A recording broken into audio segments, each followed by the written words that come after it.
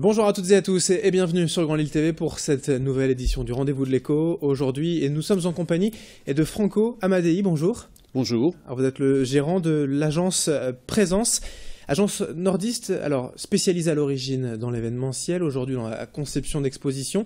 Vous fêtez vos 25 ans ce mois d'octobre 2014. Alors déjà, bon anniversaire, mais rappelez-nous tout de même un petit peu le concept et l'historique de la société. Merci.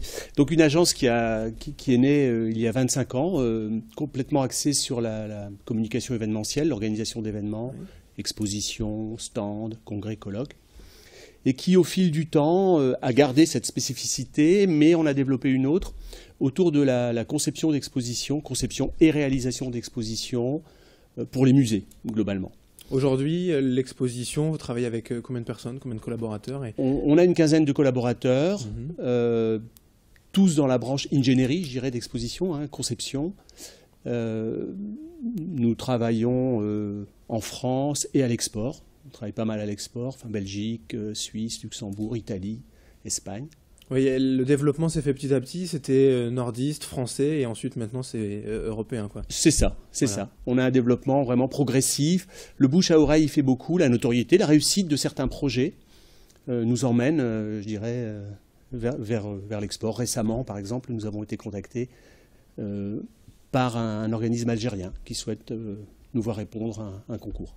Alors, si on devait parler rapidement de l'événementiel, bon, chaque dossier est différent évidemment, mais on va plutôt parler et s'intéresser de ce qui fait un peu votre spécialité, la conception, réalisation d'expositions. Pour que les choses soient claires, on ne parle pas ici juste voilà, d'organiser des collections d'œuvres d'art, de poser le tableau ici et puis de s'en aller. Non, c'est vraiment un peu plus compliqué. Non, c'est effectivement un peu plus compliqué que de poser, je dirais, un objet sur une vitrine ou sur un socle. Notre métier prend sa genèse dans la connaissance des publics. Ce qu'il faut savoir, c'est que les publics ont énormément bougé, évolué en une vingtaine d'années. Avec l'arrivée d'Internet et des médias, etc. Internet, les nouveaux médias, etc. Donc on a affaire à un visiteur plus averti sur les sujets, plus exigeant et plutôt zappeur. Donc notre travail, c'est systématiquement de lui raconter une histoire, de lui faire vivre des émotions, des expériences, bien sûr de lui diffuser une information très juste, hein, mais de l'immerger en quelque sorte, et de faire de lui un acteur de la visite qu'il vit. Mais pourquoi le musée, ou en tout cas le lieu qui expose, qui a donc ces collections, qui a donc l'idée première hein, de l'exposition, ne sait pas le faire ou ne peut pas le faire, cette réalisation? Alors, nos clients, je dirais, sont des collectivités qui vont créer ou agrandir ou modifier leurs équipements.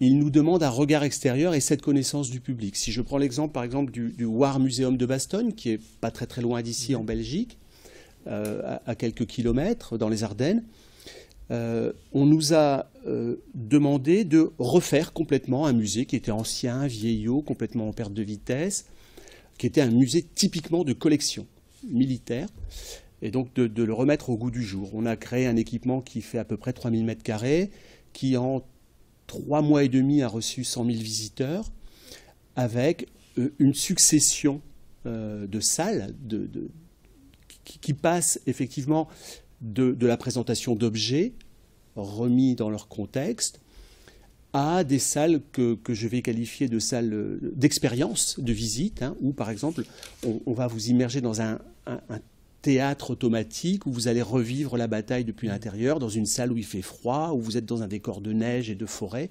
et où on bombarde autour de vous, par exemple. Aujourd'hui, voilà, l'interactivité, immerger le public, c'est vraiment très important. C'est très important.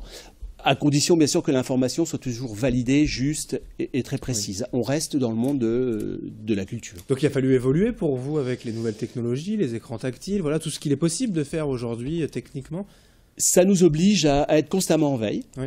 Effectivement, nous sommes constamment en veille. Nous avons élargi nos réseaux de fournitures, de notre formation, la formation de nos hommes, ce qui nous permet aussi d'être en pointe. Hein. Clairement, aujourd'hui, sur le marché français, on a cette avance. Oui, j'allais dire, au niveau de la concurrence sur ce marché, ça doit être quand même un petit marché de niche. Et donc, au niveau de la concurrence, vous êtes beaucoup, peu? Comment ça se passe? On est 5 ou 6 entreprises françaises. On doit être 5 en France et 1 en Belgique, je dirais, qui fait la différence. Et entre Bruxelles et Paris, nous sommes les seuls. D'accord. Oui. Alors, par exemple, aussi, d'autres, donc Bastogne, c'est juste à côté de chez nous, d'autres belles réalisations, beaux projets dont vous êtes fiers, par exemple, alors, à Paris ou ailleurs Ou ailleurs, on est très très fiers de la Cité de l'Espace de Toulouse, hein, qui est quand même un fleuron en France. Nous sommes aussi très très fiers d'un travail qu'on a fait pour l'ONU sur les télécommunications, une exposition qui tourne à Genève, qui est vraiment une magnifique exposition. Nous sommes très fiers d'avoir été appelés à Turin il y a quelques semaines pour un musée sur le signe et le sens. Et si on peut donner peut-être quelques chiffres, par exemple sur ce musée de Bastogne ou autre, Bastogne, pour la partie qui nous concerne, c'est-à-dire la partie scénographique hors architecture, on est à 3 millions d'euros. La Cité de l'Espace de Toulouse, pour la partie qui nous concerne, 2,2 millions. Le futur musée de Turin, c'est 1,5 million à peu près, donc de scénographie. Ce sont des budgets importants, mais ce sont des rénovations qui vont durer aussi plusieurs années. C'est plusieurs années de travail. Voilà, et d'investissement. Merci Franco Amadei d'avoir été avec nous, gérant de l'agence Présence. Merci beaucoup. Merci à vous de nous avoir suivis sur Grand Lille TV.